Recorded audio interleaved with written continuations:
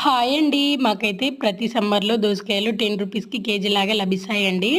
ఇలా తక్కువ ధరకున్నప్పుడైతే మేము 10, 15 కేజెస్ అలా తీసుకొని వాటిని కట్ చేసి ఉరుగుల్లాగా అయితే చేసుకుంటామండి. వర్షాకాలంలో దోసకాయలు చాలా రేట్ ఎక్కువగా ఉంటాయి కదా! అలా కాకుండా వర్షాలు పడినప్పుడు దోసరుగులు వండుకున్నామంటే టేస్ట్ చాలా బావుంటాయండి. నేను ఏ పని చేసినా కూడా మా చిన్నోడైతే ఆ పనిలో ఇన్వాల్వ్ అయ్యి నాతోనే ఆడుకుంటూ ఉంటాడండి. నేను వాడి ఆడిపించుకుంటూ అన్ని పనులైతే చేసుకుంటాను.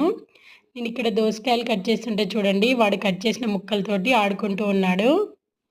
దోసకాయలన్నిటిని రౌండ్‌గా కట్ చేసుకొని ఒక 2 డేస్‌లో ఎండకు ఆరబెట్టామంటే మంచిగా దోసరుగులైతే ప్రిపేర్ అయితాయండి. మేము ఈ దోసకాయలే కాకుండా టమాటాలు, మామిడికాయలు కూడా ఉరుగులైతే ప్రిపేర్ చేసుకుంటామండి.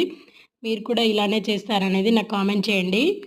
దోసరుగుల కర్రీ ఎంతమందికి ఇష్టమనేది కూడా కామెంట్ చేయండి. నా వీడియో నచ్చితే ఒక లైక్ చేసి ఛానల్ అయితే సబ్స్క్రైబ్ చేయండి. Thank you for watching.